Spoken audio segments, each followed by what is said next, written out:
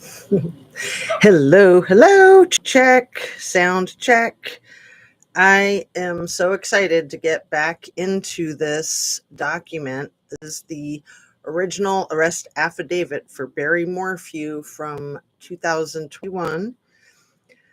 I'm not sure if it's the same affidavit that they reused for his arrest last week, a week and a half ago now, I think. But gonna think I'm gonna guess that it probably is because it's so good, it's so thorough, and it's so spot on. They probably just added an addendum. But if anybody has any information on that, please feel free to share. So I'm going to just hop right into it as quickly as I can. Please hit your like button. It's always good for the algorithm. And who's here if you want to say hi and let me know that you can hear me. And make sure you're still subscribed. Share the video with somebody live if you want, or in a Facebook group or something, and turn on your notification bell to ring. So I've been looking for new information on the case, and I can't really find much. All I find is people rehashing the old stuff and like, oh, he's been arrested, and oh, he's going to be extradited. Hey, Annabise, how are you, honey? Sister? I got to tell you, like, I'm tired of reading, but I'm not tired of reading this. Like, I am excited to get back into it. It is so hard to put it down. It's hilarious, isn't it? So even though it's a little rough on the eyes because of the lighting, my glasses do have that computer thing on them. So I'm just going to pull it up. And while I do, I'm going to say that everything I say is simply my opinion for the sake of hoping to start a conversation, open up a discussion, learn something, be educational. All my videos are made for YouTube. It's an infotainment platform. I'm going to plug in my phone because it's down to 30%. I don't think I've had it plugged in since I was reading from it earlier today. So I took a break and had some dinner and did some yoga, and I'm just delighted to be back here with you. How about you, Annabise? What have you been up to this afternoon? Good. How are you doing? I was hoping you would come back. Oh, you're so sweet. I was hoping you'd come back. So I think I was on page 82 or something like that. It's 131 pages of a document, but 129 pages of the affidavit. So it's like 84 of the document and 82 of the affidavit. Not to confuse. So I kind of don't think we'll get through the 50 pages tonight, but you never know. I was going to try just to read kind of fast and power through it because I do tend to get a little chatty, but it's fun. I think that's what you said. I made dinner too. What was it that I said? I don't remember nothing. So I think it was this, right? Yeah, I don't think I showed you this picture. Oh, this is a terrible one of our El Disgusto creep of the century. Do you see that? That's a really bad picture of him. I mean, he's got a nice jawline. He's got that Buzz Lightyear macho head shape, but yeah, he's a piece of crap, in my opinion. And man, when he tried to sue everybody, and then he's just nuts, isn't he? He used to have armies. I called them the Barry Morphew armies that would come out onto the Facebook groups and try to clean up his messes. I bet they're out here on YouTube too. Although good luck with that, Mr. Morphew. Good luck with that. What were we going to call him? We had a name earlier today. It was a funny name. You remember it, Annabise. It wasn't like Mr. Genius, but it was something like that. Page 82. Oh, you're so sweet. Yes, he looks terrible. What was it that we were going to start calling him? Mr. Barf? Anyway, I know you'll think of it because your brain works much better than mine. Okay, so March 10th, 2021, part 2. Yeah, I'll read the last sentence of where I left off at the top of the page, because if I remember, it was good. Barry said, quote, "So I wasn't opposed to that day and Shirley wasn't going to bring it up. If I bring those things up, it just causes a fight. She'll start something. So just let it go." What we're going to start calling him, Mr. something. Oh, it's so funny. It'll come to me maybe if I relax. Okay, here we go. 5 minutes in, 6 minutes in. In this interview, Barry said Suzanne might be in the river, described the elk paths across Highway 50, said if he, quote, disposed of her between Salida and Broomfield, agents would see evidence from his truck, discussed why redacted bed sheets make him, quote, look bad, and that the tranquilizer dart evidence could be explained from him shooting 2 deer with a dart gun near his house. Fireflies must have said it. It was really funny. We'll have to go back and look. I proof most of my videos, and I am planning on proofing these. I haven't proofed them that much. I've proofed them a little bit, going through them. But that's mostly to know that I'm putting in all the links that I say, oh, I'll put the link in the description to that, because if I don't write it down or proof it, I might forget. I'll almost always forget if I don't write it down or proof it. Anyway, here we go. I figure it'll be good to hear it again because I'm going to have this case memorized like the back of my hand. All right. Barry met with Special Agent G and Special Agent Harris at Fire Station 4, 2150 La Plata Street, Poncha Springs, Colorado. Once seated, Barry asked about his scopes. Special Agent G replied that the scopes could be removed from the rifles, but if the agents can clear Barry, he could get everything back. Didn't I read this page? Barry agreed to wait and said if he was guilty, he would not be talking to agents, adding, because I'm not stupid. Didn't I read this page? I don't know. I guess I'm rereading it, possibly. It sounds redundant, but oh, you know what? I did take a screenshot. Let me make sure where we're at.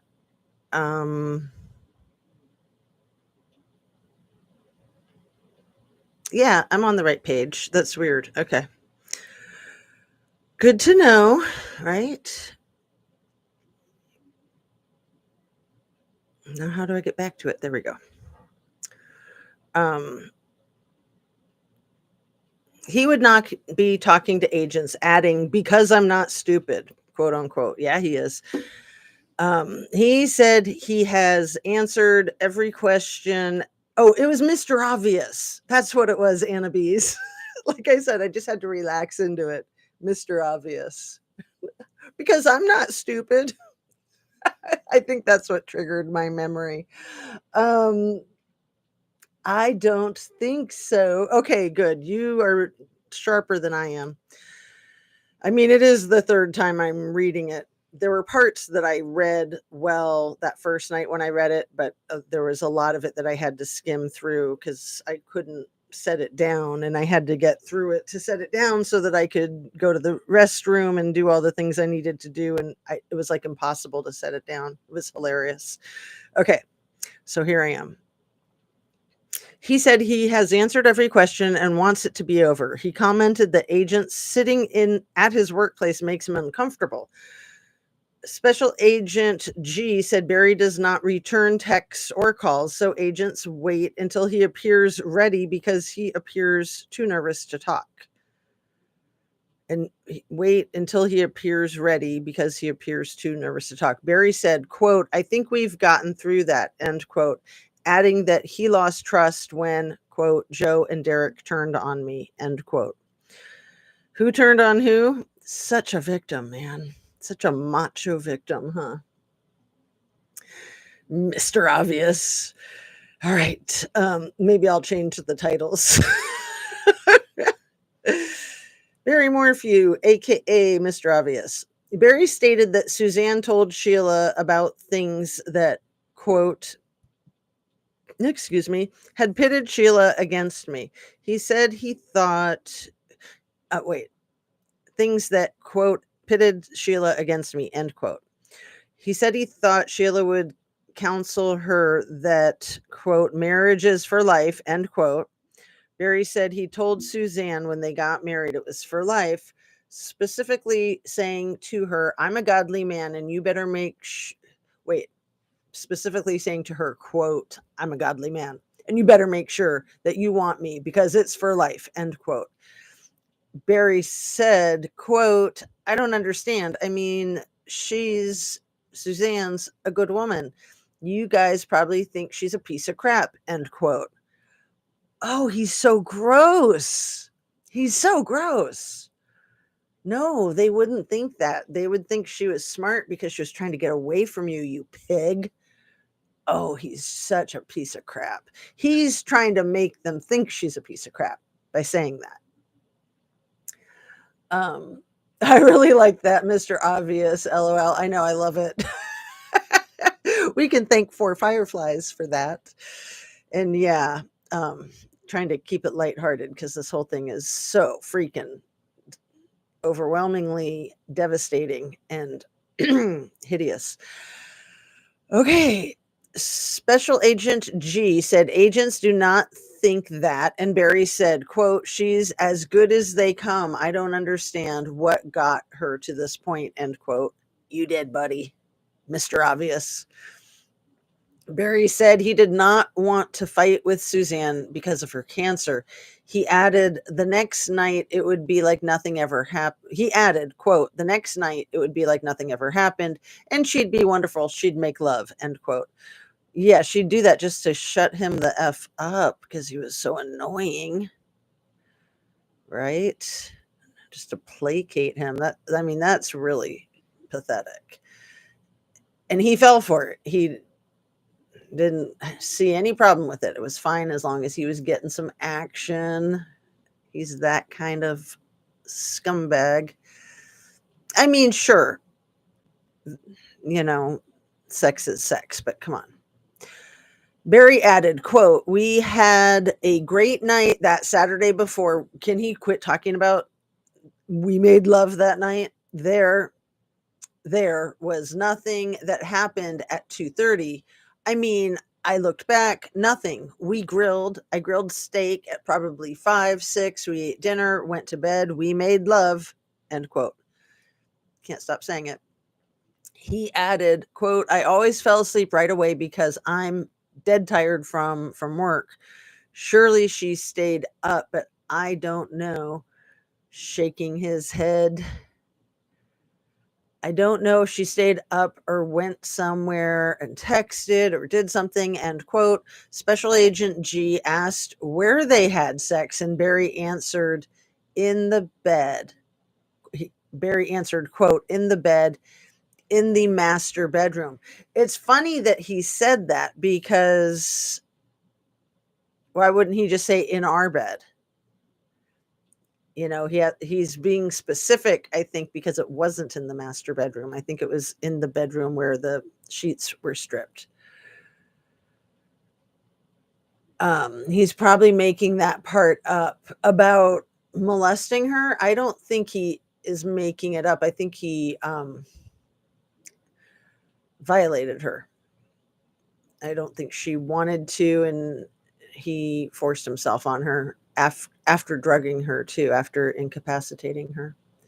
The steak he shared, LOL. Right, as if he'd share his steak with anyone, even if they were going to put out for him, right? All right. in the bed, in the master bedroom, end quote. Barry then referenced the second Valentine's Day in a row when Suzanne, quote, met this guy, end quote, when she said she was meeting her dad. Barry said he told Suzanne, quote, honey, unintelligible, I'm coming to Florida. Let's just spend a few days, end quote. He said he went and they had, quote, an unbelievable time. We had sex 3 times a day. She was incredibly romantic with me. She gave me the most beautiful card that was heartfelt, end quote. Man, he's just so gross. Like, the fact that he said that we had sex 3 times a day makes me think, no way. No way. I mean, it's possible, but like, you just, Mr. Obvious, you don't need to say things like that. You could just say, we had a great time. And no one's going to ask, well, how many times a day did you do it? I want proof that you had a really good time. Was it more than once? Was it over 5? Ugh. He is whack-a-doodle. Mr. Obvious is also Mr. Whack-a-doodle. He's so gross. No, the part where she would forget and they would make love. Right. Right. I mean, it's hard with a gaslighter because, they say things stretching the truth. And it's like, yeah, that might be how she would handle the stress of the relationship, because she knew she wasn't going to be able to work things out with him. So she knew she could just like get through it and then move on, which to me is like a violation. But, let's just stay focused here. Thank you for being here, Anna Bees. I always love it when you're here. And yeah, when he says make love, it's just like, dude, why don't you just say screw? We know that's how you think. Come on. She gave me the most beautiful card that was heartfelt, end quote. Barry said Suzanne must not have been in her right mind to be in love with another man and treat Barry like she still loves him. Special Agent Harris told Barry that Suzanne's life with her lover appears to be more her true life than her life with Barry, and that agents did not doubt they still had sex, but she was placating Barry. Oh, that must have hurt. Yes, these agents are right on. Just say it. Just stick the knife in and then wait and just see what he says. Watch him squirm.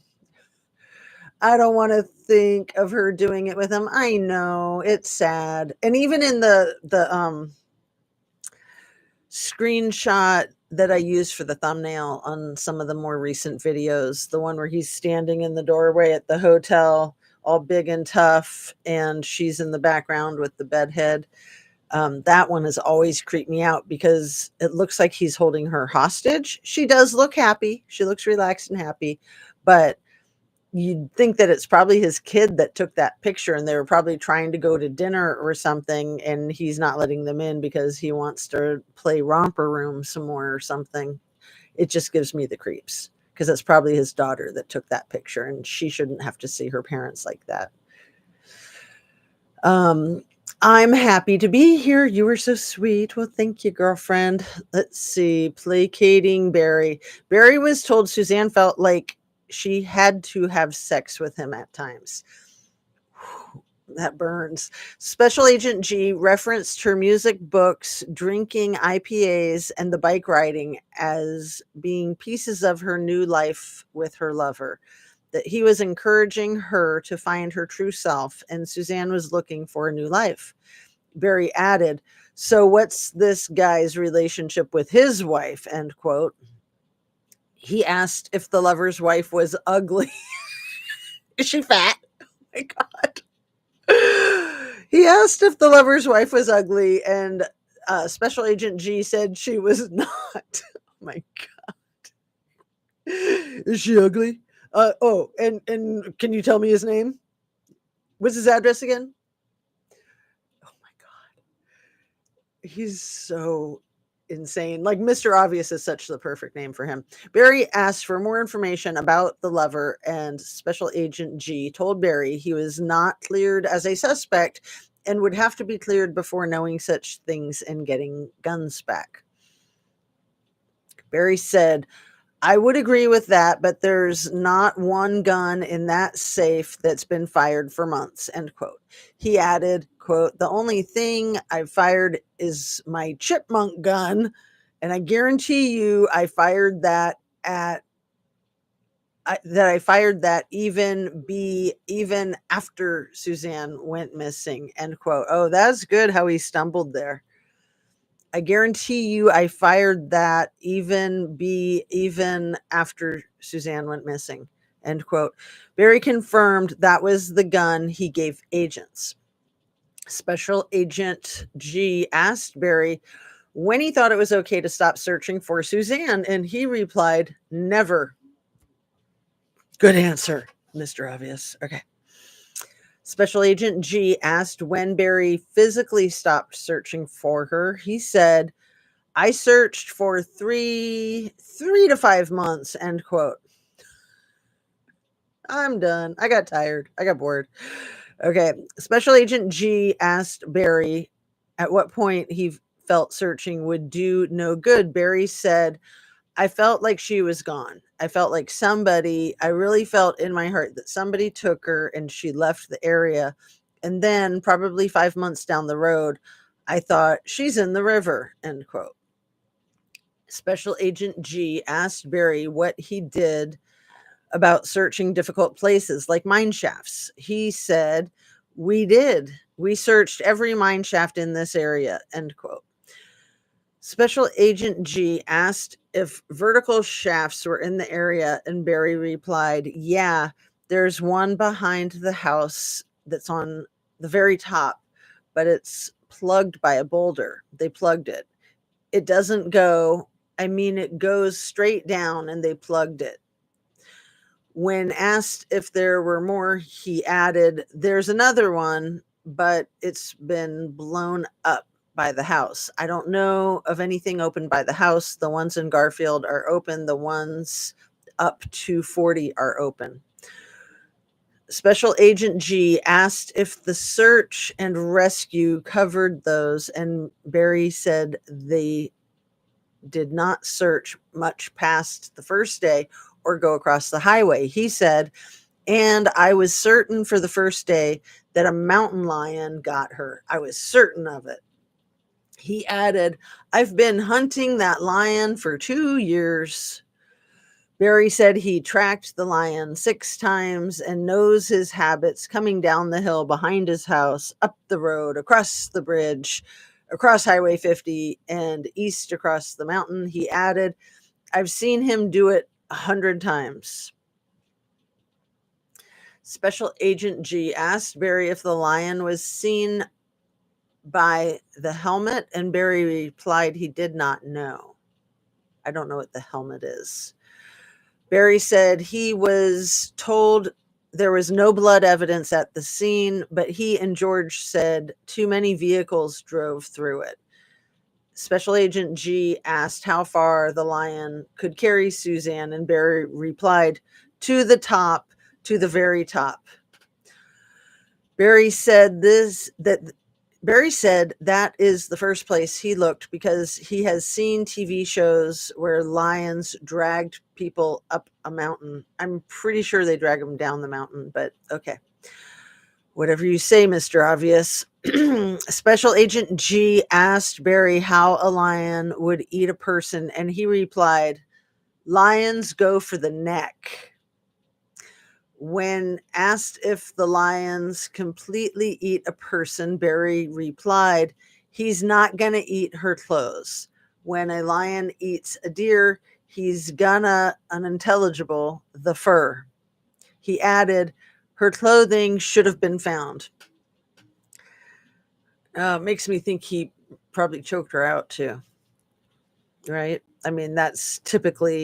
That's a very typical domestic violence scenario, that he drugged her, choked her out, and then after he was done with her, trigger warning and sorry to say it, then he probably put a slug in her just to be sure for insurance purposes. Special Agent G discussed the initial response and lack of information law enforcement possessed. Barry was asked what he presently thinks happened to Suzanne, and he said, I think she left.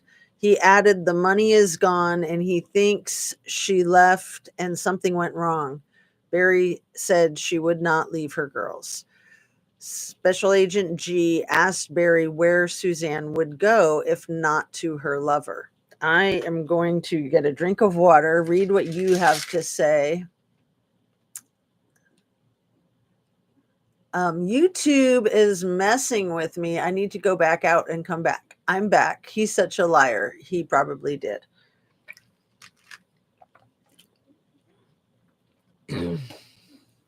Yeah. And money, money, money. I'm pretty sure she had $70,000 set aside. So then he would have had to have gotten his hands on that at some point. So I got these Tic Tacs with me to try to go for as long as we can. I have cough drops too. But the Tic Tacs are smaller. So hopefully I can talk while I have them in my mouth.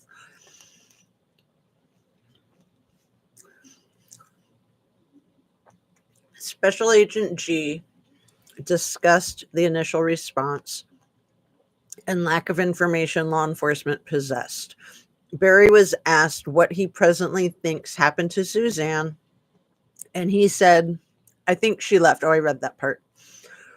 Barry said she would not leave her girls. Special Agent G asked Barry where Suzanne would go if not to her lover. Barry said she would be the kind of person that would say, I'm just going to disappear and see what happens and then try to start my life. Barry said there is no way she cares more about this guy than her girls. He added, I just have no clue. I thought she was in the river. He said search and rescue assured him she was not there after they used poke sticks. Barry stated at the end of summer, I'm like, what if she's there the whole time? What if she is there? He talked about using an excavator from work and tearing up a beaver dam again with the beaver dam. Okay, but needing a 240 or a 320 size excavator because of the hundreds of trees. Barry asked, could she be there right now? Absolutely. I don't understand why they spent $140,000 digging up my job site. If they would have put that money in the river, cleaning it and making sure the body's not there, that would have been put to good use. He continued that the neighbor who heard the machine was 90 years old and senile, and the contractor who worked at the job site asserted no work was done recently where the dig occurred. Well, yeah, his contractor is probably going to say anything he wants them to say. He said the media got a hold of that and everybody jumped on beating the freaking crap out of me. Again, Mr. Obvious Victim. So, yeah. And, he's got to insult this 90 years old and senile. You don't have to be senile just because you're 90. I mean, he's kind of senile and he's 57.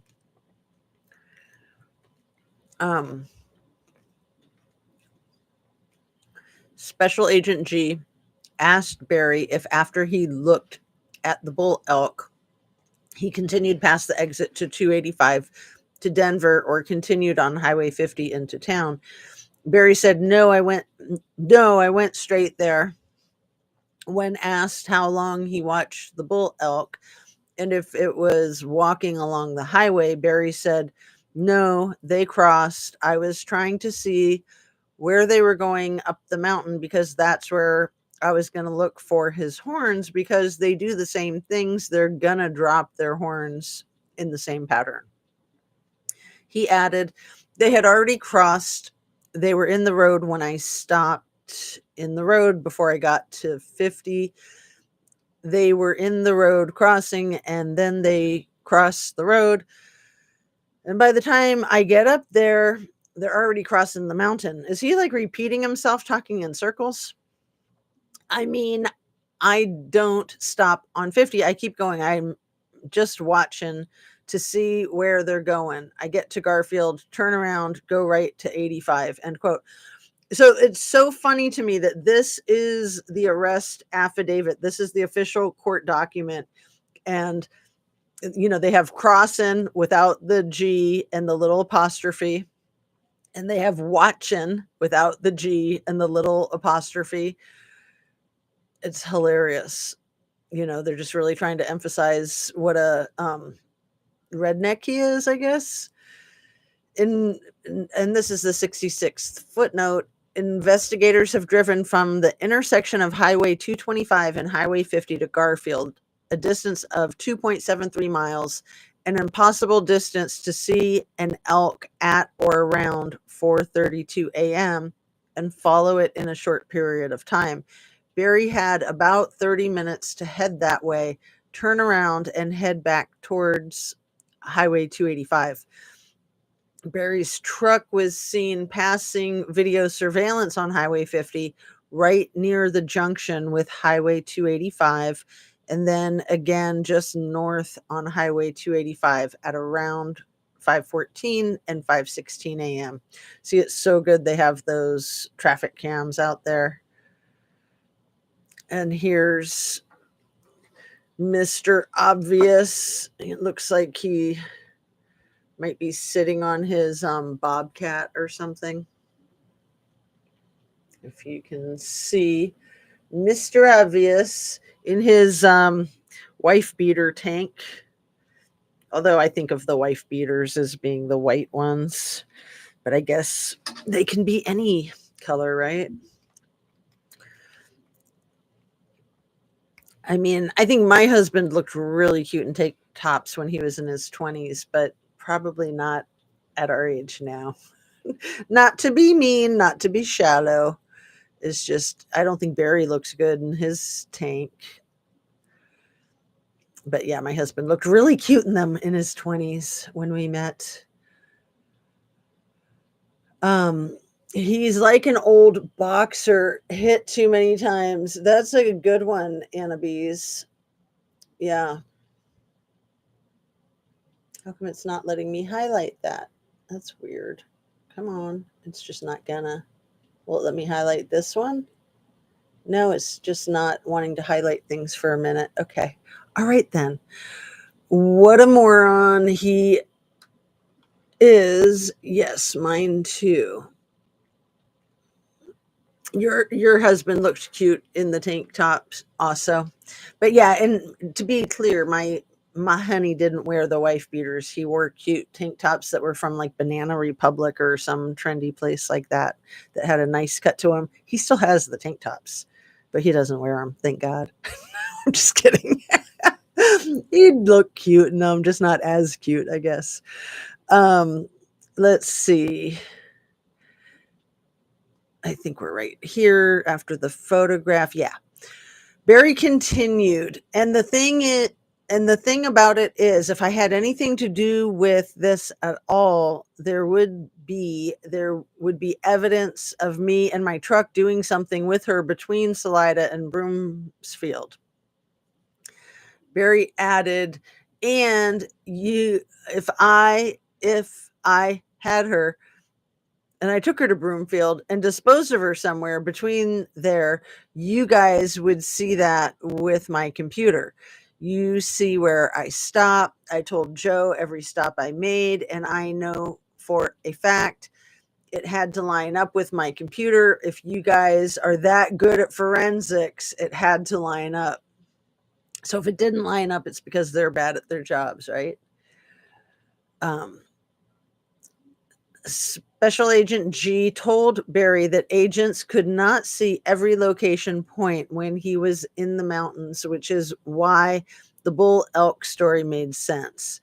Barry said, quote, "Yeah," cleared his throat. "I know that you had my truck for several days. I know that you had my house. I know that you had her car. And there's just no possible way that you found any evidence in any of that because it doesn't exist." He added, "I know that you took my bed sheets. I know. I didn't even know until after the fact that redacted sheets were off her bed upstairs. I mean, what a coincidence. Her sheets are off her bed, and then all of the sudden, it's like that's where he did it, and the sheets are gone. He washed them. Blah, blah, blah." Remember earlier I was saying when he does the blah, blah, blah? That's the third time in the report they put that in there. Blah, blah, blah. It's hilarious. He's such a numbskull.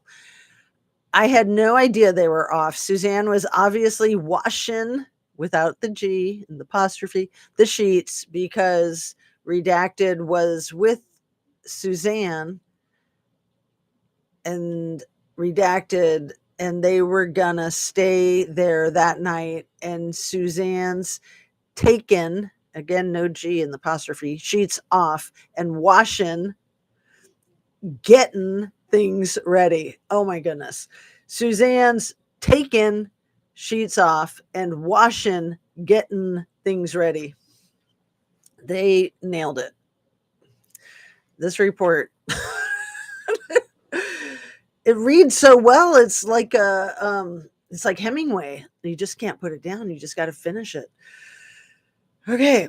Special Agent G asked if redacted was going to stay there, and Barry said, "Yeah, they always sleep together. Yeah, they always sleep together."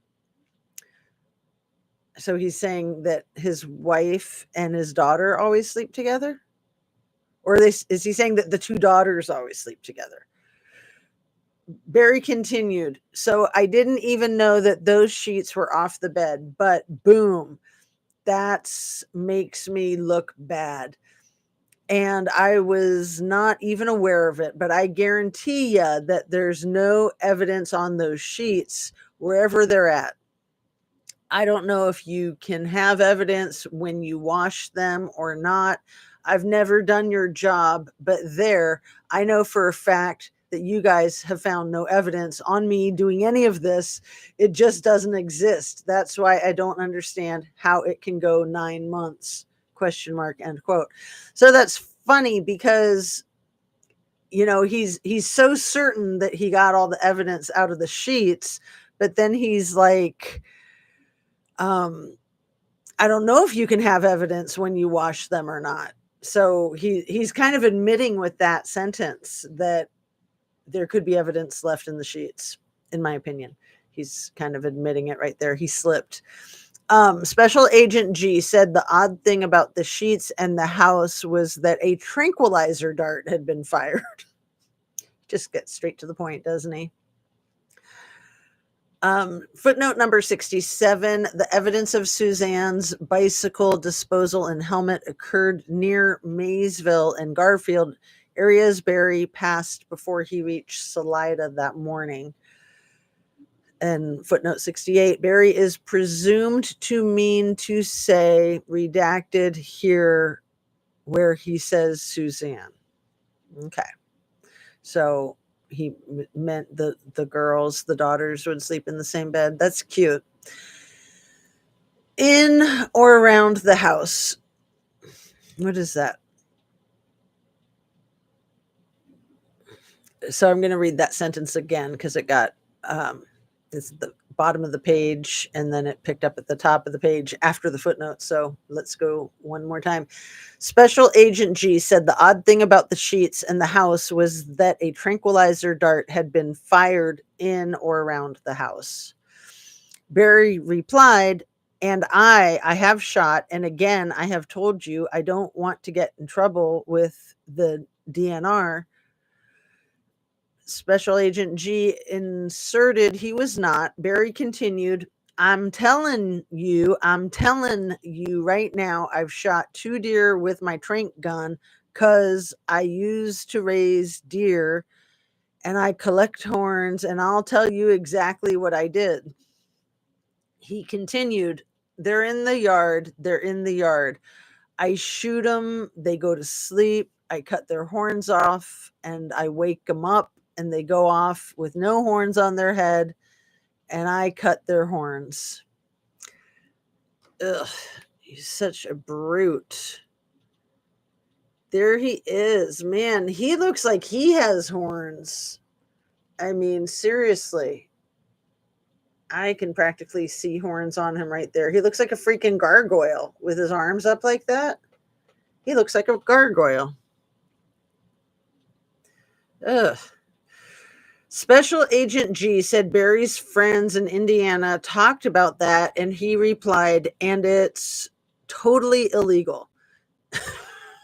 And so I'm not going to share that with the DNR the way they are, and exhale, they come and arrest me. So things like that in my head, what should I say? And nobody even asked me about that trank dart, but you're gonna find trank darts around my property because I've done that. One sec.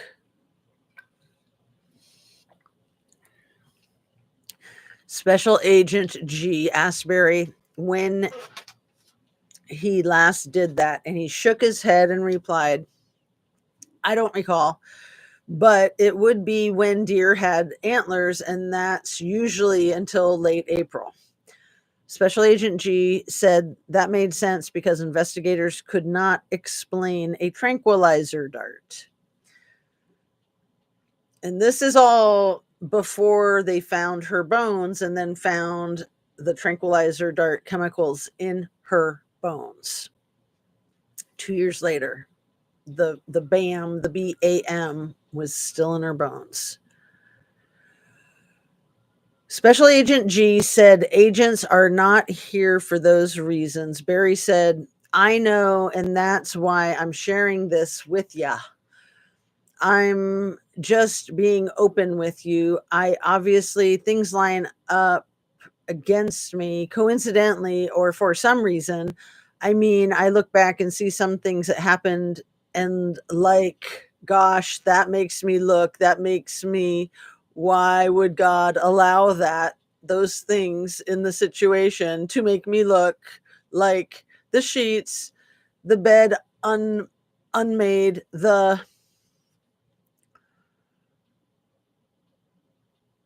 and more pictures of him looking like a demonic gargoyle.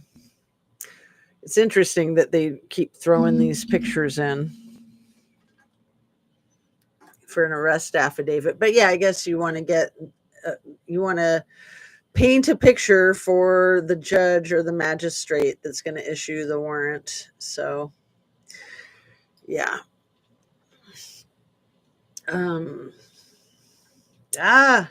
It went back to page 1. That's annoying.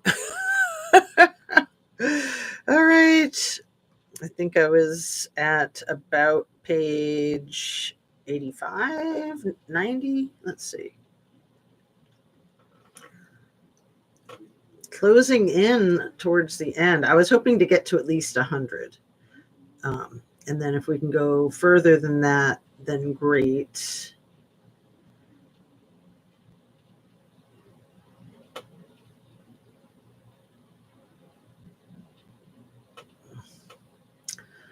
Okay, almost there. Sorry. That's weird the way it did that. I guess it's weird the way I did that. I'll have to take responsibility. But yeah, there's a lot of horrible pictures of him. So I am on page 88, 89 of 131 or 87 of the 129. And so I showed you that picture at the top, the 2 pictures. Special Agent G asked why those things made Barry look bad. And he said, because it looks like if I did something and ripped the sheets and got blood on them and ripped them off and washed them To me, looking at it through a detective's eyes, that would look suspicious. Barry continued, so obviously I didn't. And just little things like that, that's not so little, like, and just little things like that. I'm like that, and just like throwing my crap away. I've done that my whole entire life. And I told Joe, I said, I was in a hurry. I was going to put it in the dumpster. And I think the dumpster, exhale, bulging anyway. But I had all this freaking crap in my truck, and I've done that my whole life. I see a trash can, I pull over, I throw something out. I've done it my whole life, end quote. That's what the gaslighters always do. They always try to make things out of the ordinary seem routine. Right. Because if it's routine, then that's not suspicious. Barry continued, so whatever we have to do to get this over, I need it over for me. I need to move on, move forward somehow.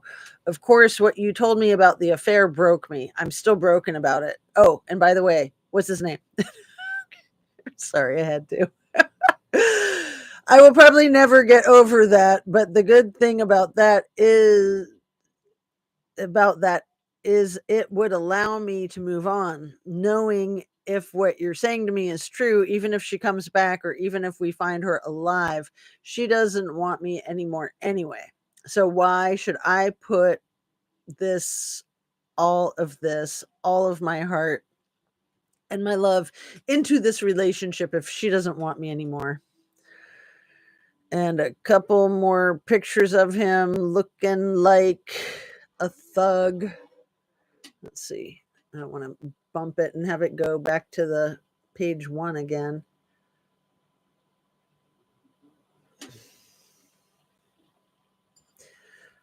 Let's see. Barry continued, I can't go on like this. This is no way to live. It's not fair to my daughters that I be so upset. But you want to talk about the relationship, which I think is where we were when we left.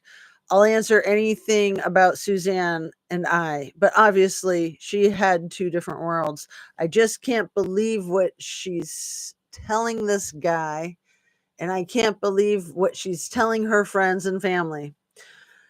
Special Agent G read the text of Barry's response on May 6th, saying Barry was sorry things went the way they did, asking what he meant by the way they did, quote unquote. Ooh, I'm on page 90. Closing in. Barry said, I don't recall that. Barry added, and I know there was a miserable text by, and I told Joe about that.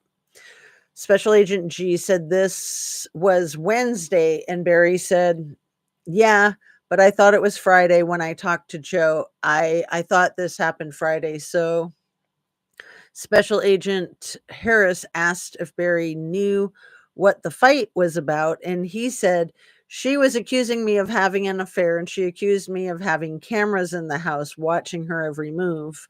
I'm sure he did. I mean, she had her spy pen too. So, all right. When Special Agent G asked if Barry had functioning game cameras, he said, I had game cameras. I think all of them were in the safe. They took them all. The game cameras I had outside, sometimes I put them by the drive just to see if somebody's coming in and out when I'm gone. But most of the time I'm trying to get a picture of a deer, an elk, or a bear. But I had no cameras in this house. I've never used a camera in the house, and she was absolutely sure that I had cameras in the house, end quote.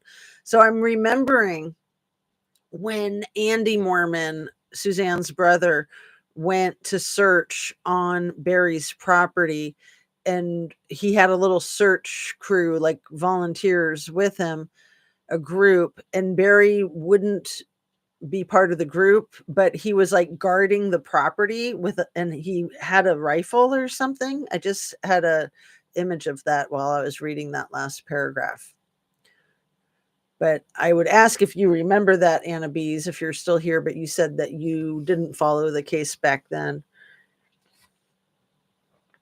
It was one of the first cases that I followed on YouTube.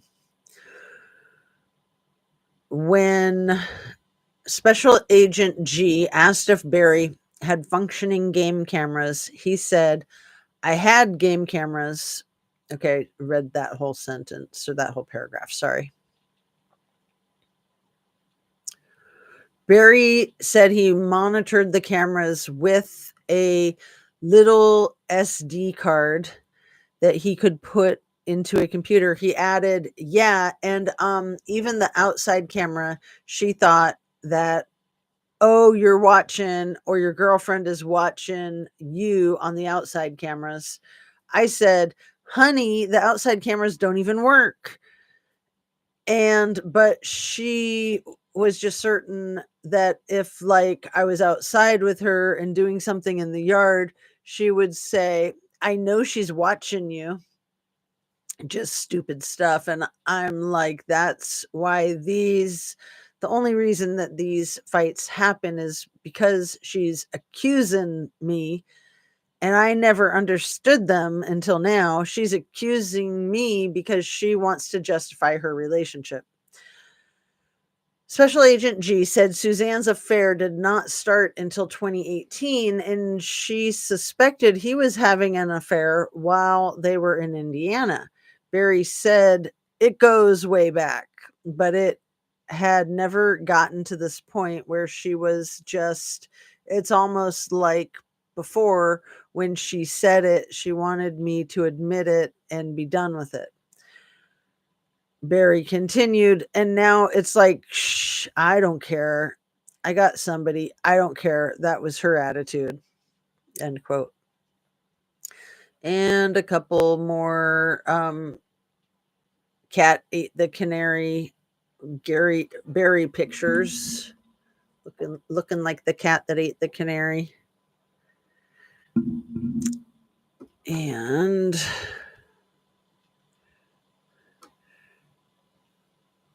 Special Agent G said on May 6th, Suzanne wrote in her notes that Barry accused her of redacted and boyfriend.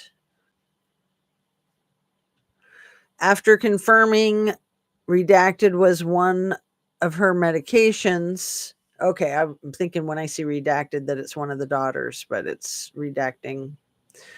Okay, other stuff. Barry said, and if I told you why I did that to make her feel what it's like to be accused when I didn't believe she had a boyfriend. I mean, I've told you guys that since day one. You surprised the heck out of me telling me that she's having an affair.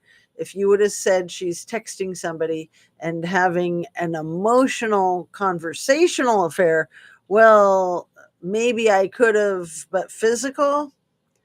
She loves the Lord. She knows God's word. We got to answer to the Lord when we do things like that. And Special Agent G interrupted with Barry's earlier reference to King David's affair. King David? Huh? Barry was told the agents see bad things about people in investigations like this all the time, adding this was an intimate partner investigation from the beginning. Barry talked about a couple from their church whom they grew up with, and the wife went off with another man, destroying the family. Barry said, the thing about Suzanne is I wouldn't think that she could ever destroy her family because we were very close, all four of us, That's why I'm like, Suzanne couldn't do this just knowing who she is, knowing our love story, end quote. Barry talked about meeting Suzanne, talking all night, falling in love, and having children. He spoke of the 2013 incident when Suzanne almost died from cleaning the shower with bleach and peroxide, and the fumes interacted with the chemo and put her mind into an anxiety mode. Huh. Wow. So she was on chemo in 2013. I thought she just had chemo in her early 20s before the wedding, and then that she hadn't had the cancer that long before she was murdered. But who knows? He lies a lot, right? Anyway, had put her mind into, quote, an anxiety mode, end quote. Barry said he was a workaholic and a huntaholic, and he cheated her, quote, out of what a woman needs emotionally, end quote. He said he was never home and worked daylight until dark, going selfishly hunting. Barry added, "She's the love of my life. She'll always be the love of my life. I've forgiven her for what she's done to me," end quote. She's such a meanie. Barry added, "But I don't know if I could ever be with her again if she comes back, and I'm justified not to through this." Barry said he has to trust God because God knows more than us, and I can be angry with God and say, "You can't take my wife. You can't take their mother."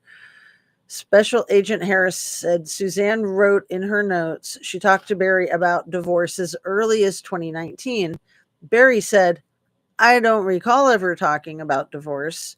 I recalled her mentioning it in a fight but when we're both sober and sitting down and having a heart to heart talk, I don't ever recall her telling me that she wants a divorce ever." Special Agent, yeah, you hear what you want to hear, right? Um, Special Agent Harris explained that in 2019, Suzanne said Barry won't hear talk about divorce. Barry asked to whom Suzanne told that, and the agent said it was a friend. Special Agent Harris said she brought up the topic and said Barry won't even hear it. Barry said, and I wouldn't. I mean, if she said, "Hey, we're gonna have a talk about this tonight," which she never did, I would say, "I'm not discussing this because it's never going to happen." Special Agent G asked if Barry or Suzanne discussed such thing with the girls. Barry said, "Absolutely not."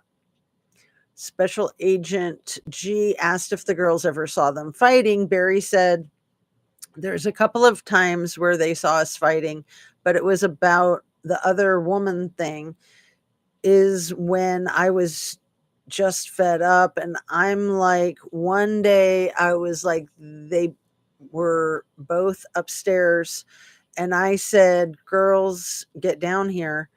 We got to have a talk. Your mom thinks I have a girlfriend. I don't. I don't know what to do."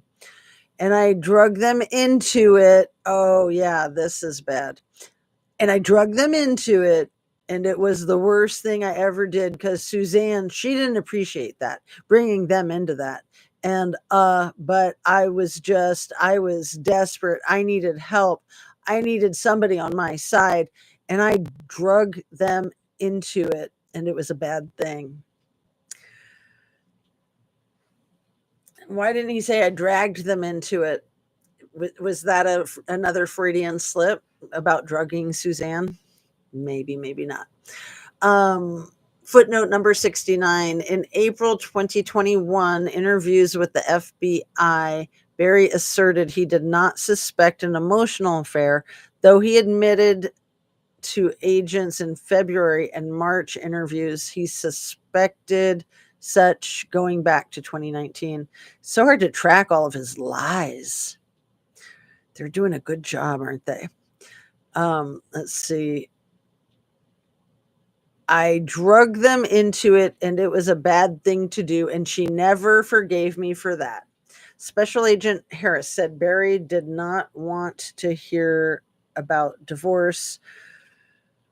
Suzanne was talking about civil separation. Barry said, none of that, none of that. I didn't take any of that with a grain of salt that day when she said that. There's no way, in my mind, thought that she would sit down and say, I want a divorce.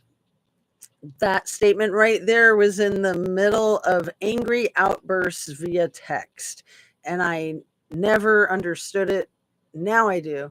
But then I blamed it on alcohol or drugs or something in her system. Barry added, because she would have these outbursts and I would come home and it was like nothing ever happened.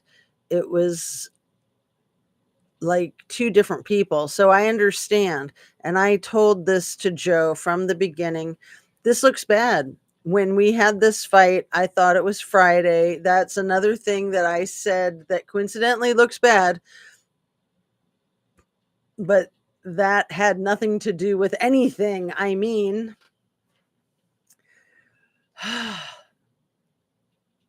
1 hour. And that was only 10 pages. So we've got 40 pages left, which is 4 hours. It is 11. I'm definitely not going to keep doing this until 3 in the morning, but maybe another hour.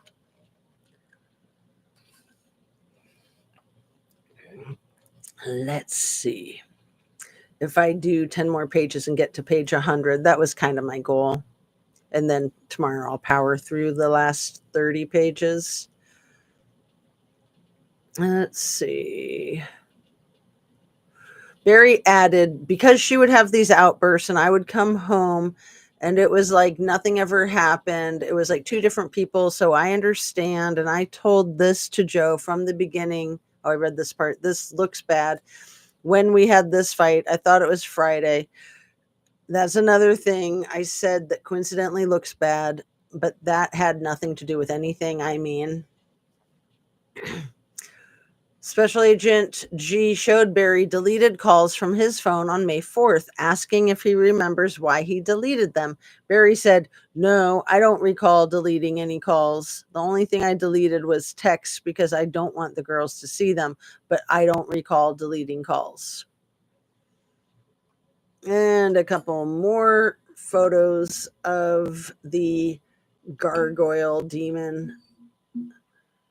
In this one, he particularly looks like a gargoyle demon to me. Oh, he is, like I said, he's in my, when I look at him, he is a shape shifter. He really is. Special Agent G showed deletions of calls to Dan Monet, Collegiate Peaks Bank, and others. Barry said, no idea, don't recall deleting them. If I did, it was just to clean things up. But Special Agent G said agents are available whenever to meet Barry. He said, well, I'm in a situation where I feel like I've looked bad because I've not reached out to you guys, but I've not reached out because of what everybody else is telling me. Barry asked if the FBI was having the sheriff keep tabs on him because it seems to Barry that the sheriff drives by when agents are in town. Special Agent G said agents do not tell the sheriff what to do. Special Agent G showed Barry a document with 3 calls from him to Gene Mormon on May 8th and 9th, explaining those were the only calls to Gene in Barry's phone logs. Barry said, Gene and I would always talk. I don't believe that, not for a second. And Special Agent G replied, these were the only calls on his phone. He replied, to Gene? Well, Gene and I talked quite a bit. Well, here's the deal. Usually it's him calling me. Agents explained the last call happened on the way back from Moonlight Pizza on Friday. May 8th.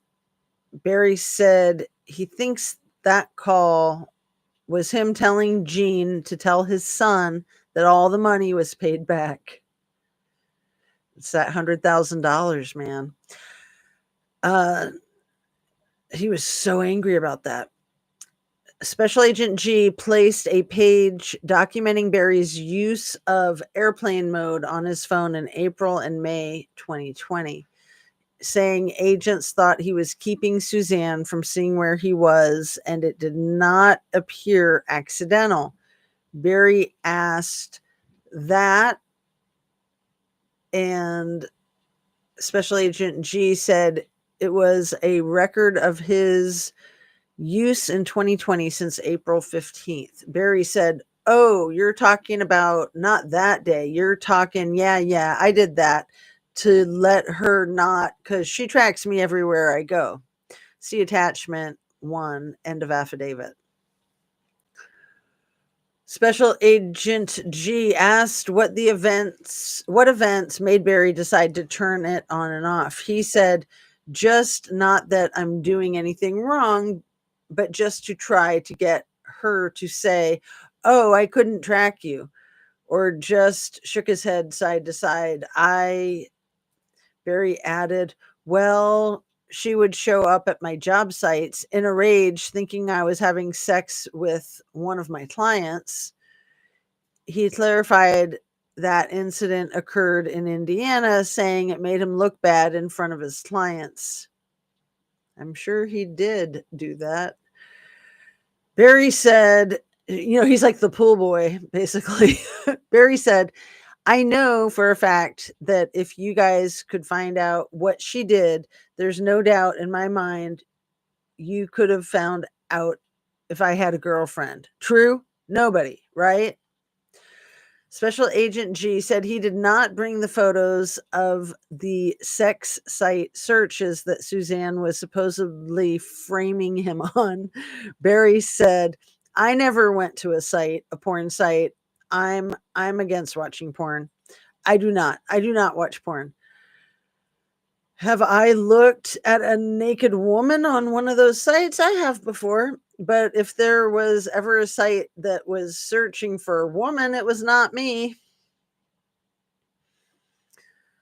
Oh my goodness, he's such a nut job and a half.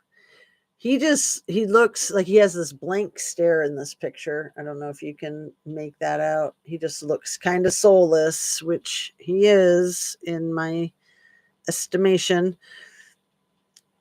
Barry said, "I've never even inappropriately texted another woman since I've been married, probably since I've been in love." He said, "There is no proof out there he did so." Barry said he can see agents are genuine and honest, and he appreciates the work for him. He added, "And I just would beg whatever you could do to clear me." Special Agent G said agents want to clear him and find Suzanne. Barry was told that the FBI researched Suzanne as if she was a wanted fugitive to include facial recognition and have not found Suzanne. Barry said, "I just think if something happened and she left, that something went wrong. And how could we know that?" Special Agent G talked about the difference between a fugitive trying to disappear from someone with Suzanne's lifestyle disappearing. Barry asked, "Is suicide and would that be?" End quote. Special Agent G said investigators believe her body is close to where the bike and helmet are. Huh. Barry said, Joe said that you had planes that could detect disturbed soil. I mean, didn't they do that? Special Agent G said the mountainous and rocky terrain makes that method difficult. And he had all those boulders. So if he put boulders on top of disturbed soil, I don't think it would be so obvious, especially from a plane. Special Agent G talked about mine shafts, and Barry shifted in his chair. Yeah, I definitely think he hit her in a mine shaft at some point. The possibility was posed to Barry that she could not be seen in one of those, also considering the staging of the bike and the helmet. The possibility was posed to Barry that she could not be seen in one of those, also considering the staging of the bike and helmet. And a couple more pictures of him I won't bother showing. Kind of the same old. Barry said, if that's the case, then why wouldn't we have as many thousands of agents as they've said has been on this case? Why don't we have thousands of people doing a grid search looking for anything that could be a dig site, a Barry site, a piece of clothing? Barry posed scenarios of a drifter taking Suzanne or a hit and run. He continued, that's a scenario that's possible. What if a lion grabbed her, took her up? I don't think so. I've never heard of a lion consuming a whole human body. Maybe it's happened. I don't know. But the lion's not going to eat the clothes, so those should be found if it was a lion. Barry agreed to meet again to finish answering agents' questions for the case audit. April 5th, 2021, part 1. During this two-part interview, FBI agents placed 26 exhibits in front of Barry, including photos Suzanne sent to Liebler, cell phone data, search photos, timelines of his activities on May 9th and May 10th, and surveillance photos. One sec.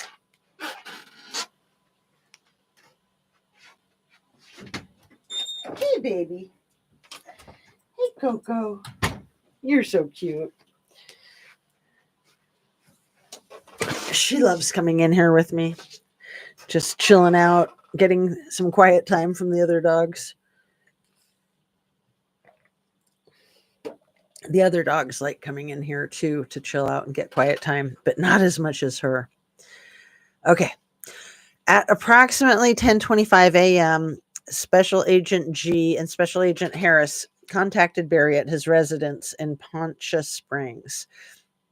Barry said mentally still kind of in that just confused mode about, and I've shared this with you guys about, I was one way, and then when you guys told me about the affair, just did a 180 in my mind.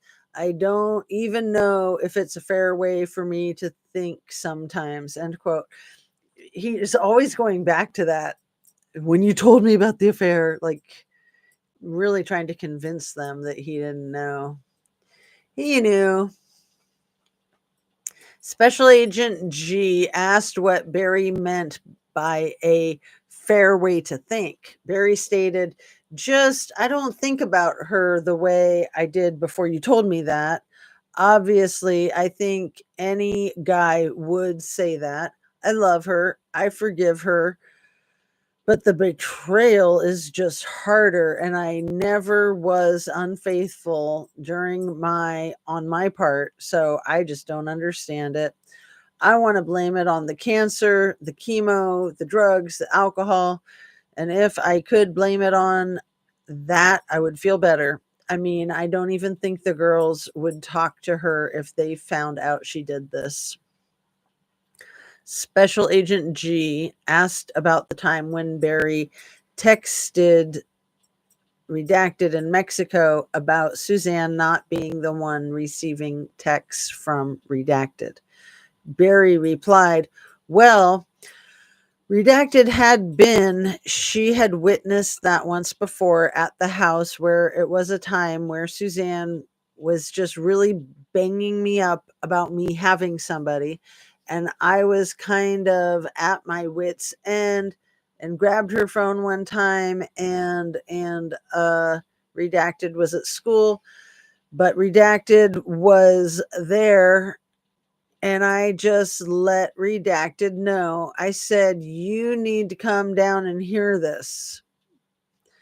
I said, your mom thinks I'm having an affair. There's no way that I've ever done anything. And like I told you guys before, that was the one time we ever had arguments. Special Agent Harrison said agents are concerned about Barry's end of life planning steps, to include selling off assets and his statements of not being around anymore and his weight loss. Huh. Special Agent G added that Barry's behavior with Shoshana, to include pictures of them taken at the Antlers Hotel, appears concerning. Barry said, well, I'll tell you right now that she is a special person in my life. And I've told you before, she is a dear friend. There's nothing sexual going on with her. And Barry continued, and I didn't meet her until October 25th. The first time I ever even saw her face to face and talked to her was October 25th. Barry said, by meeting Shoshana, God answered his prayer of, please give me something. Please give me some action, God. He continued, my daughters know about Shauna. They know we're friends. They know I go over there. And yeah, I've been there late at night, but we're talking and we're just helping each other. And that's it. Special Agent G addressed the end of life planning again. And Barry said, no, I'll be honest with you guys. And I've shared this with you. This thing has been, I'm a tough guy. This has been painful to me, and just being done with it, I've definitely thought about it. I could never worry about that. I know that the selling of the assets is just for me to get out of here. I'm getting out of here. So here's a couple of footnotes. 70, at the end of this interview, Barry tells agents he has told the girls about Suzanne's affair. 71, this is the second time Barry admitted to grabbing Suzanne's phone, with the other time being in Mexico. 72, Barry's relationship with Shoshana Dark is documented following this section. Special Agent G discussed the goal of agents to complete the audit with the gaps that exist, an intention to complete the investigation through the best means possible. Barry asked, and you assured me that if we get for you guys, you'll clear me? Special Agent G agreed, and Barry continued, I just need to move on from this to start healing. Discussion of Exhibit 1. Special Agent G introduced the first page, containing a photo of the surroundings of Barry's house, entitled Sheila's Visit in 2019. Sheila's Visit in 2019. When asked what was going on, Barry laughed and stated, and I told Suzanne this, and I don't know what she told Sheila, but I was in Arizona hunting, and I had been camping for 7 days, smelled like crap, looked like crap. I thought they were out in town eating, and I just wanted to make sure they weren't in the house, and I just wanted to get in there and take a shower. And I looked, and it didn't seem like anybody was there. Just went back, and I went up the hill, and I looked. I didn't see anything, and they were in there, and I guess they called the Cushmans, and then Pete comes flying out with his pistol. That is bizarre. That is so bizarre. I can't even tell what this is a picture of. That is weird. What is that? What the heck? Barry continued, I smelled like freaking crap and looked like crap. Well, yes, because you are crap, Barry. If it looks like crap, smells like crap, it's crap. Okay. I smelled like freaking crap and looked like crap, end quote. and he wanted to see if they were in the house. Special Agent Harris asked if Barry pulled his vehicle into the driveway, and he said, no, I pulled into Betty's drive over here in the cul-de-sac, as he pointed towards the top of the page. Special Agent G asked why he parked away from his house, and Barry said, just because I wanted to see if they were there. He said he could shower somewhere else if he needed to, but I haven't seen my wife in 7 days. I'm going to shower. I didn't want Sheila to see me like this. That's all I was doing. Special Agent G said agents were wondering if Barry suspected Suzanne was at the house with her lover. Barry replied, no, I knew Sheila was there. When Special Agent G repeated, you knew Sheila was there, he said, absolutely. Yeah, absolutely. See attachment 2. And then footnote number 73, Barry has articulated numerous times he has considered suicide, has liquidated his assets, and plans to leave town. Discussion of Exhibit 2. Special Agent G told Barry that Agent Derek Graham previously reviewed with him some of the items on a list made by Suzanne, last backed up on May 8th. Barry was asked if Suzanne ever went through this list with Barry. He said, no, but there's things that she would throw at me when she was accusing me of doing something. So if you want me to go through that. Special Agent G said agents would like to discuss a few items, but not the entire list. Barry was shown the line, can't be healthy and stay in this relationship, and asked if she told him that, to which he replied she did not. Special Agent Harris told Barry about the recording from the pen when Suzanne said Barry controlled what she could eat or wear, and Barry interjected, but I've never done that. I've never controlled her like that. He added, and there was one time where we did get into a fight where she said, my cancer came back because of you, the stress that you're putting on me. She did blame that on me during an argument. Special Agent G asked if that argument occurred here or in Indiana, and Barry replied, I believe it was here. Yeah. When asked how he responded to her, Barry said, I'm like, there's just, how can you say that? He added, huh? How can she say these things about me if I never understood it till now. Now she's got a lover. Well, yeah, she's going to try everything she can to get friction between us. Special Agent G cited the May 6th text from Suzanne, the marriage was over. So, yeah, I think what they're getting at is that from May 6th to May 9th, that he did decide to do this, and it was totally premeditated. I think that's why they keep bringing that up. Special Agent G cited the May 6th text from Suzanne, the marriage was over, and Barry's response that he loves her and he was trying to control his hurt heart. Where did that go? A hurt heart.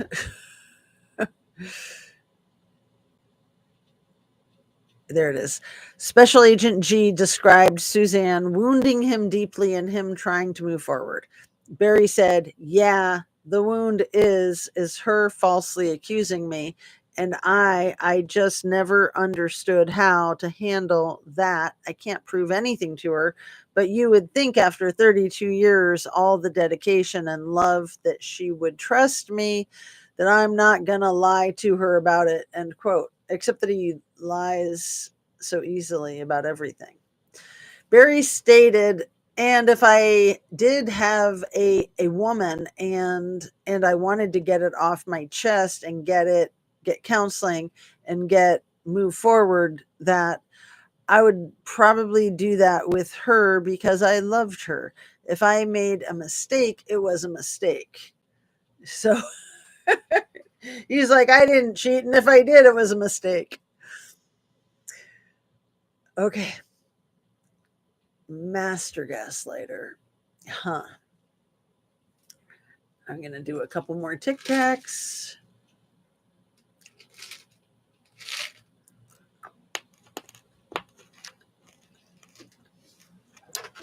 Barry added, but I didn't.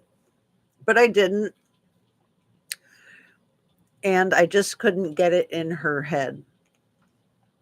Special Agent G interjected to point the knew I was looking at phone in bonus line from Suzanne's grievance list and asked Barry about that. He stated, she thought I had a camera in the deer eyes of my mounts. She thought there were cameras in there, and I threatened to rip them out and prove it. I didn't want to tear my deer mounts up, but Special Agent G interjected to ask if Suzanne talked to Barry about him seeing her on her phone.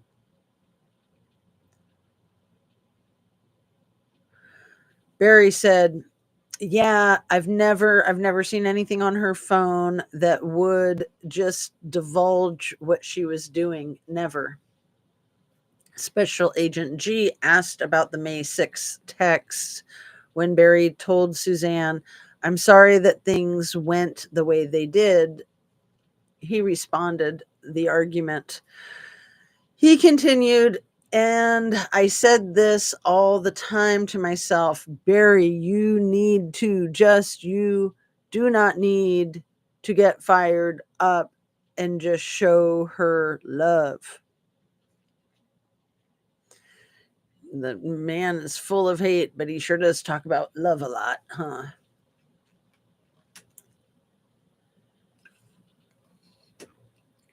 All right. Barry stated, so with Suzanne, that's what I was saying through this thing. I'm like, Barry, you gotta love her. Just show her love. Don't let her get you fired up and get into an argument. Special Agent G reviewed the Wednesday morning text with Suzanne and Barry's responsive, then asked if the argument happened before he went to work. Barry said, no, I think it was during work. I was actually on the Bobcat working here, texting her and now I didn't understand it that morning, but now I do. I mean, she was trying to make me do something or make me leave her or something because of this guy. Special Agent G asked what Suzanne said that morning, and Barry asked via text. He sighed and said Suzanne was accusing him of being with a woman. Special Agent G asked Barry, since Suzanne had a lover for 2 years at this point, why should she care if he has a girlfriend? He said, the only thing I can think of is because it would justify her thing to the girls. Special Agent G mentioned divorce, and Barry said, yeah, it would justify her divorcing if that's what she wanted. I mean, it would justify her having her affair if she thought in her mind, which there were some times where I truly believed that she really thought that. And I thought that her mind just went crazy in that place. But now that I found all this stuff out, I'm thinking she did that purposely to try to manipulate the situation with her family. Special Agent Harris said Suzanne thought Barry was having an affair at one point. Barry was asked what her distant unlovingness from his text to Suzanne meant to him. Barry stated, just being cold towards me.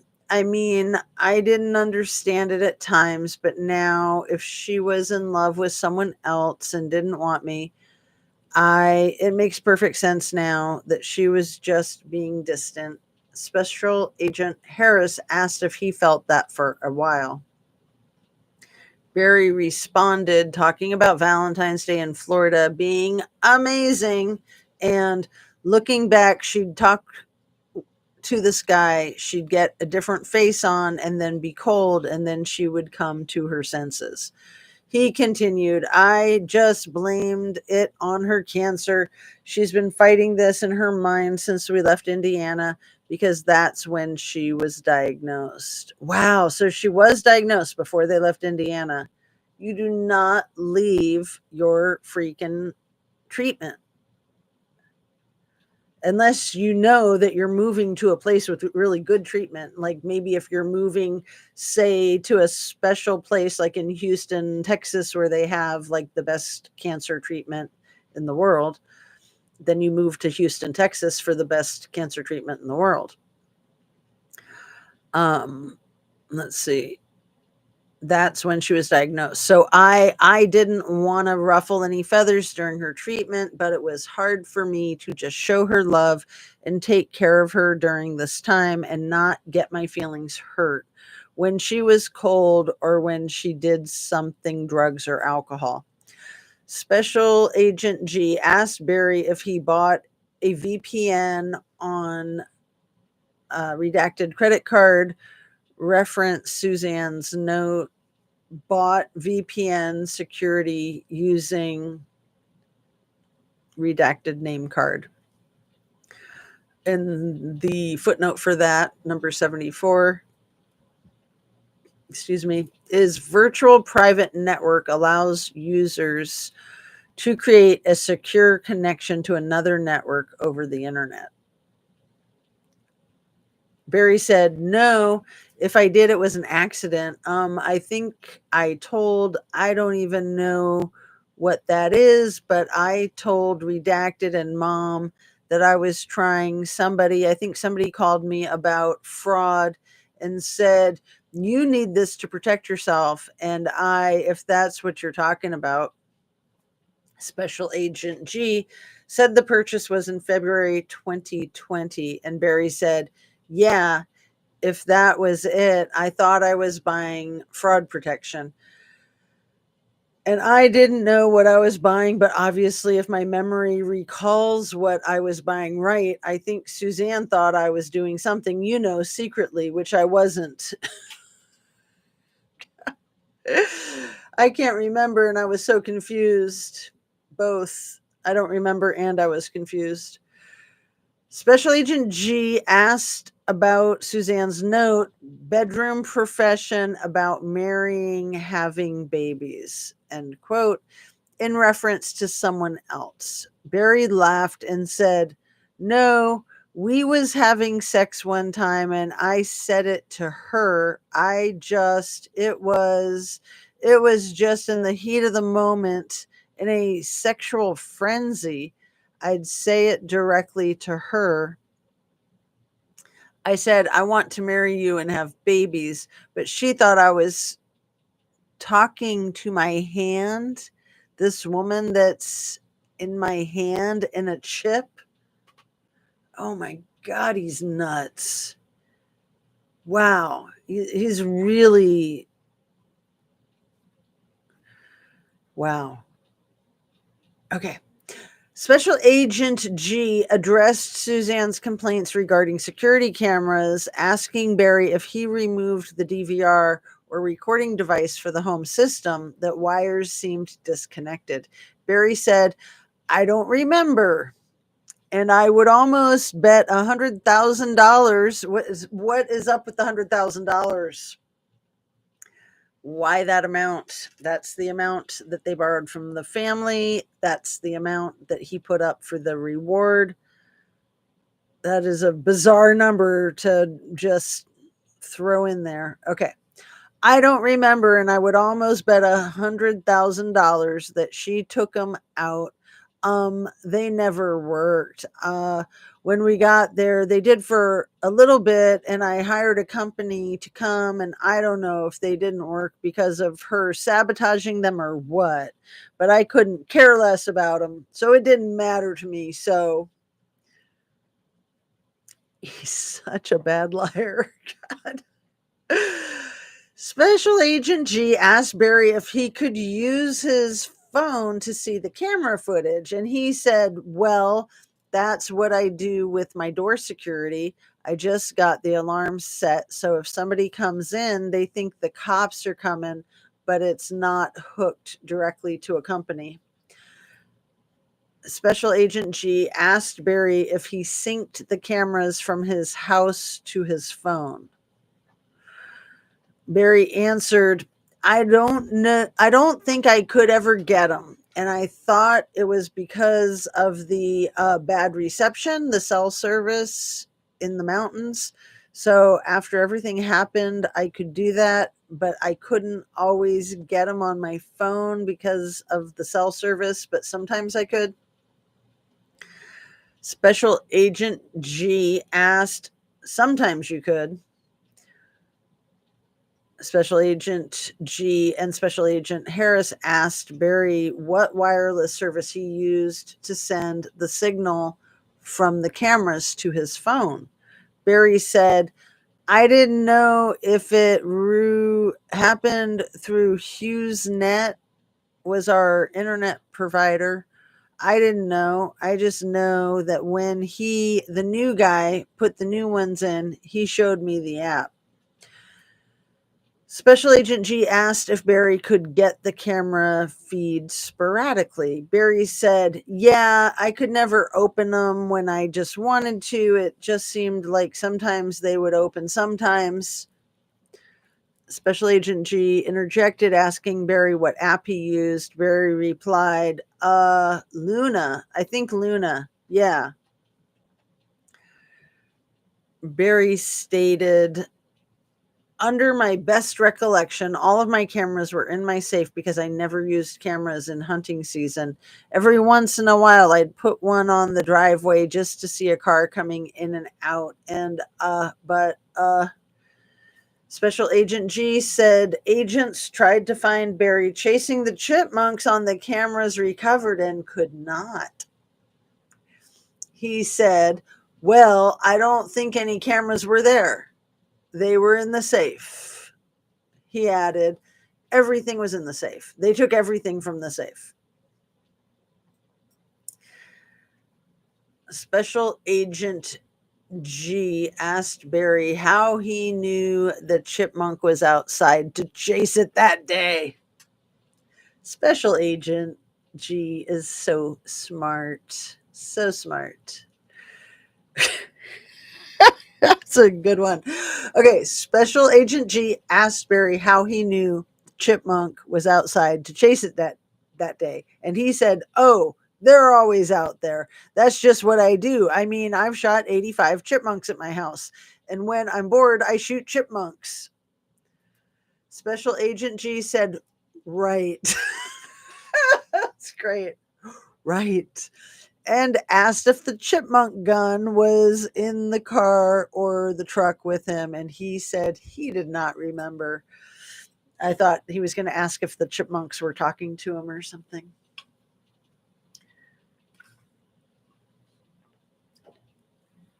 Okay. Special Agent G noted from the evidence it appeared Barry made it from the garage to the porch in 7 seconds and asked Barry if he remembered where the gun was. Barry stated, I don't recall. It could have been in the truck. It might have been, but I don't recall. Special Agent G asked if the scope was mounted on the gun at the time, and Barry said, yeah, nodding his head. Special Agent G asked Barry what he did with the chipmunk after he killed it, and he said he either threw it up on the hill where the crows come and get them or down by the river. I was thinking he ate it. Oh, gross. Okay.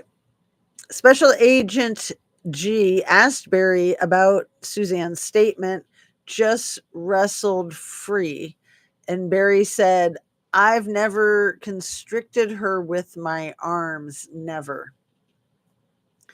He added, and if we were ever in an argument, I would push up against her, maybe, and then she would maybe slip around me, but I have never grabbed her and constricted her.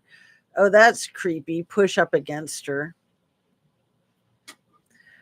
Like, that's corralling somebody. That's, restricting someone's movement. And I told you the one incident where I struck her. That was the only time in my entire life where I ever did anything. So if she's saying there was anything physical besides that, it's absolutely 100% not true. Barry was asked about redacted sheets being a free-for-all statement by him being related to a tranq dart being used. Wow. That's profound. So glad they asked that. What is his answer? Crazy. Barry was asked about redacted sheets being a free-for-all statement by him being related to a tranq dart being used. Barry asked in the house. Special Agent G said it was unknown if it was used in the house, then asked if it was related to the sheets on Redacted's bed. Barry said, absolutely not. I told you that what I do is I will open that back door and I tranq a deer in the backyard that's sitting there eating my grass. And if there's any tranq dart anywhere, it's from one of those.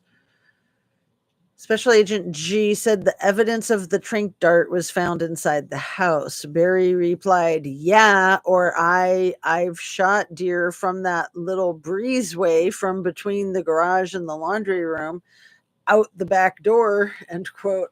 Man, he's a freaking nut and a half. He thinks people are going to buy this crap. Special Agent G asked about the back door, and Barry said the back door is outside the kitchen window where the bird bath is. Yeah. If there was a tranq dart out there or outside or in the house, it's from me shooting deer. Discussion of Exhibit 3.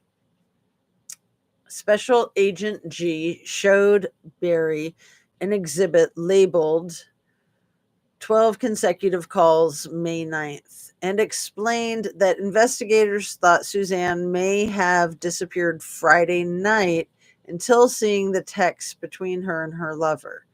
Barry was told Suzanne's thinking at this point in the marriage was summed up by the May 6th text and opposed to Barry's assertions.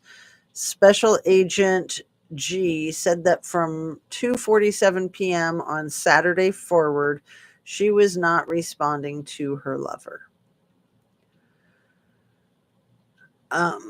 Footnote number 75, the breezeway is located directly beside the lawn chairs where Barry earlier said Suzanne was sunbathing when he came home at 2:44 p.m. when she provided Jeff Liebler with her last proof of life. I'm just going to read a couple more pages. I think, is it midnight? It is. We've turned into pumpkins.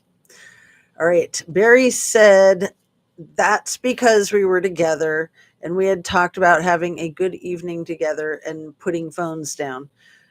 Special Agent Harris explained how investigators looked at evidence and statements, considering people's biases versus the lack of bias from evidentiary items like cell phones and telematics. When things don't add up, investigators consider the bias component and most likely side with the evidence.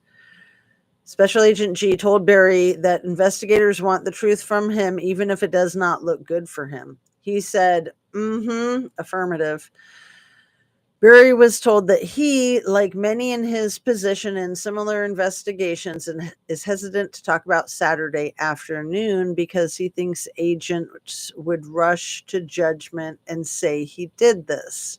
Special Agent G said Suzanne's phone was either taken or shut off, not under her control on Saturday. Yep. Barry said, well, that didn't happen. Well, that didn't happen. Pompous jerk. Okay. Well, that didn't happen. I didn't take her phone that day. I didn't know she was communicating with somebody, but we did discuss having a good evening together and turning phones off. And maybe I put mine in airplane mode instead of turning mine. I don't remember what I did. Special Agent G said Barry took his phone out of airplane mode at 10:17 p.m. Barry asked, that night? Special Agent G confirmed that night. Barry said, or did she? Special Agent asked, she brought yours out of airplane mode? Barry said, yeah. Special Agent G said that would be odd because Suzanne's phone had no activity. Barry replied, yeah, I'm not. I don't recall taking it out of airplane mode. Barry stood up and walked towards a cell phone that was charging. The phone rang about 5 minutes previously. He said, let me make sure that's not my work calling. Discussion of Exhibit 4.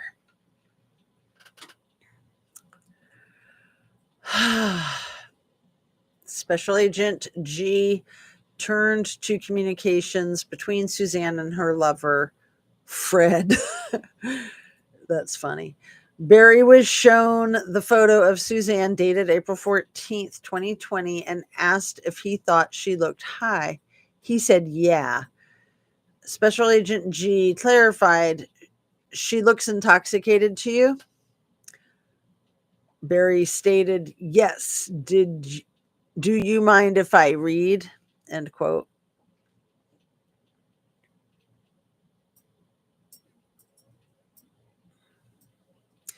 Barry asked, is this him or her?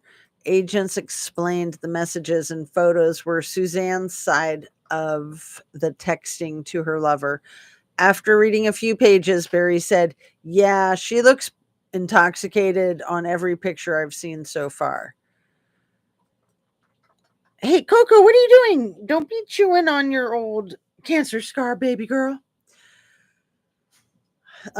Special Agent G pointed to a photo of Suzanne wearing a red shirt on April 18th, 2020, and asked, that one? Barry said, yep.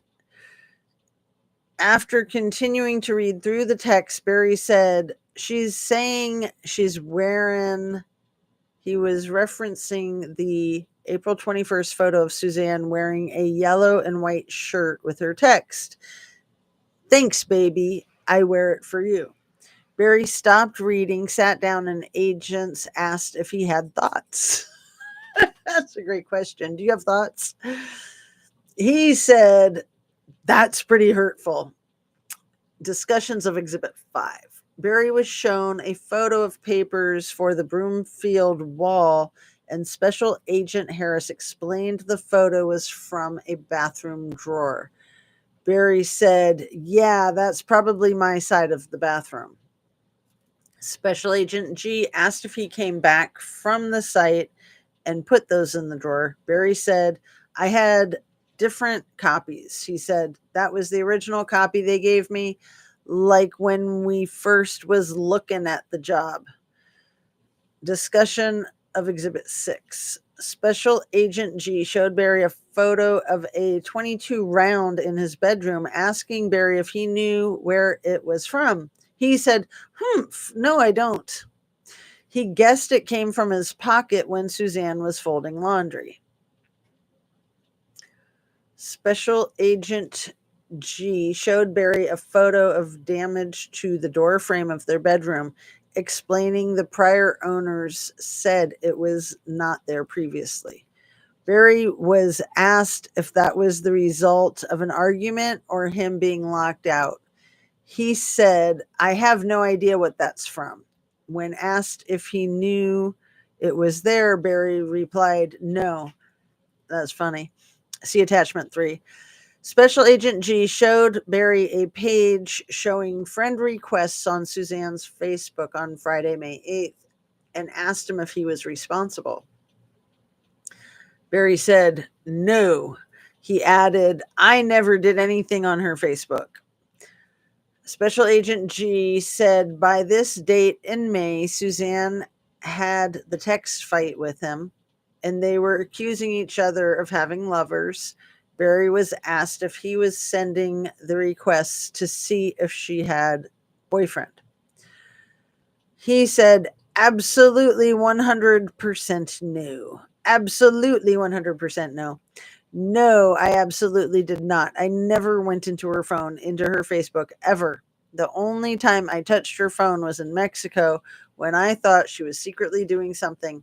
I think I told you that story, and she said, here, and gave me, and you can look. And she gave it to me and let me look because there's no way I could find out what you guys found.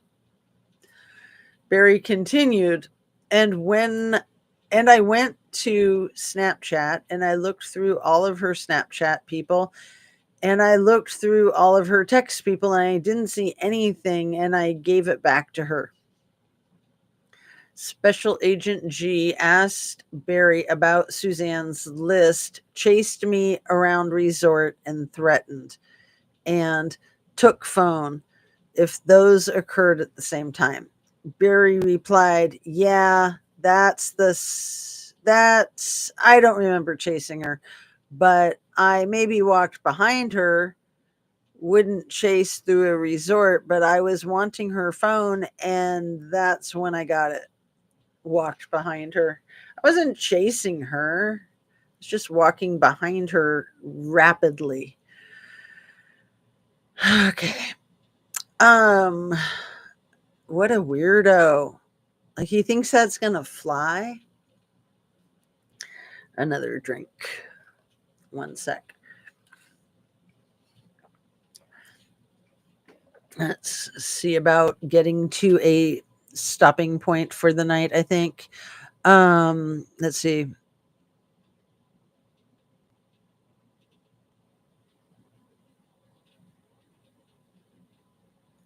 I was wanting her phone, and that's when I got it. Special Agent G returned to the Bobby Huff and Facebook requests, confirming it was not Barry, and he said, no, absolutely not. Barry continued, if you look at my Facebook account, you'll see that I've never communicated with anybody, maybe a high school friend here and there, but never any of these women I don't know, never had communication.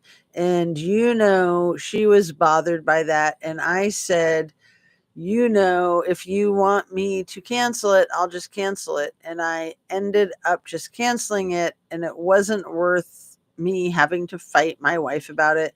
And we've talked about Facebook before because we had a friend's marriage blow apart because of a Facebook contact with an old boyfriend. And I said, I just don't think it's good for us to even have it. So obviously, look what happened. Barry continued, she had it, contacted somebody, and here it is. Interesting, just like how Facebook played into the Watts case. Evil Facebook. And now they're doing the whole like AI dating, dating your artificial intelligence date. Gross. Special Agent Harris asked Barry if he had any thoughts now of why she did those friend requests. Barry said, because she would probably know that I would get upset if she would friend men. And she's probably, from everything we've talked about, in a state of mind where she just doesn't care anymore about what I think. Special Agent G asked if Suzanne would know Barry would see it, and he said probably not. Special Agent G questioned why she would do it to upset Barry if she did not think he would see it. Stop with all the questions, man. Barry said, I don't know. I think she knew. I just didn't touch her phone. I mean, maybe she thought I did, but Special Agent G said it seemed like she set a trap for Barry. And he said, I mean, it sounds like that to me. I don't think she did it for, I don't know why she did it, but I don't think that she would think that I am going to look at her Facebook account because I just don't do it. She would think that I would think, she's thinking. Special Agent G said Barry told agents prior that their phones were tied together through Apple and he had the main. Barry interjected, yeah, but she changed hers. She got her own private. And obviously now I see why she did it for this boy. Barry added, but yeah, she had her own Apple ID and password and stuff I knew nothing about. Special Agent G asked Barry if he knew by now who Suzanne's lover was, and he said, no, I'm still in the dark about that. Is he going to ask now? Will you please tell me? Special Agent G asked if he cared at this point, and he said, well, I want to know. I'm afraid of doing something I'd regret, but I wouldn't kill the guy. But if I would see him, I would probably hit him pretty hard in the nose. Redacted came home and Barry asked to continue the interview at the fire station. At 11:41 a.m., agents followed Barry inside the station while he spoke on the phone. While being seated, Barry said he was working on a project at the river property. Special Agent G said investigators were trying to determine if anyone independent of Barry could provide a last proof of life of Suzanne. He asked, what about the two people that saw her Sunday? He added, I just heard there were two people. Special Agent G interrupted, saying those leads had been covered. Special Agent G told Barry that after 2:44 p.m. on Saturday, no other person besides Barry could say Suzanne was alive. Barry was asked if he could try working backwards through the events from Sunday morning to Saturday afternoon to see if more leads could be developed. Special Agent G asked if the last thing Barry remembered about Suzanne was hearing her breathing. Barry said, no, the last thing I heard her do was snoring. He added, lightly snoring, and Special Agent G asked if she was in bed. Barry said, yes. Special Agent G asked where Barry was when he heard her. He said, I was going from the bathroom to the kitchen just because I get ready in the bathroom.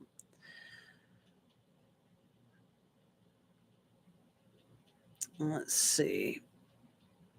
I'm going to wrap it up at the end of this page where it gets to discussion of Exhibit 8. So it's about half a page here. Page 105 out of 131 or 103 out of the 129. Barry was asked the last time he saw or heard Suzanne prior to that, and he said, just probably before we went to sleep, after we had sex. Special Agent G asked what happened before that, and Barry said, before that we had dinner. When asked where he sat, Barry said, at the bar. Barry was asked what he ate and what she ate. He said, we split a steak because she never eats a full meal. When Special Agent G asked what else he or she ate, Barry said, I don't recall. Special Agent G asked before that, Before that, Barry said, before that, I think it had to be when I got home from doing my bobcat with Crib, and she was outside laying out in the sun. He added, I think I sat out there with her. I don't know if that's when I did the chipmunks or when the did the chipmunks before I went to Crib. I don't recall. Unintelligible. Special Agent G said because of Barry's phone activity, the chipmunks would have occurred after the Crib trip. Barry stated, okay, then the chipmunks, she was laying out. I was looking.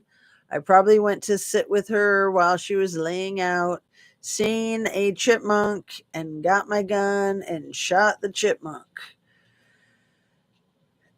Special Agent G asked Barry to work forward from the chipmunk, and Barry said, I truly don't recall that. Special Agent told Barry that on that Saturday at 11 a.m., he told Morgan Gentile he was planning to take a hike or bike ride with Suzanne, but now he was unsure if his Fooz's hike was that day. Barry stated, I've not recalled what day that was. It could have been Saturday, but I just don't recall it. He added, but I know it was in that probably 3-day period. I do remember that much, but it could have been Saturday. It could have been Friday. I just don't recall. End quote. Okay. So I'm going to wrap it up there at exactly 2 hours. And if you're still here, if you're awake, I will say good night as I sign off. Thank you so much for listening, you guys. If you're cognizant, if you're asleep, thank you for having me on. Thanks for being here. And yeah, let me take a screenshot of this so I know right where I'm leaving off at the bottom of 103 of the 129 discussion of Exhibit B. So I think we'll probably be able to get this done the next reading, which hopefully I just want to get it done. I'm excited to like devour the whole thing. And so hopefully the early part of the day tomorrow, I don't know, maybe 11-ish, give or take.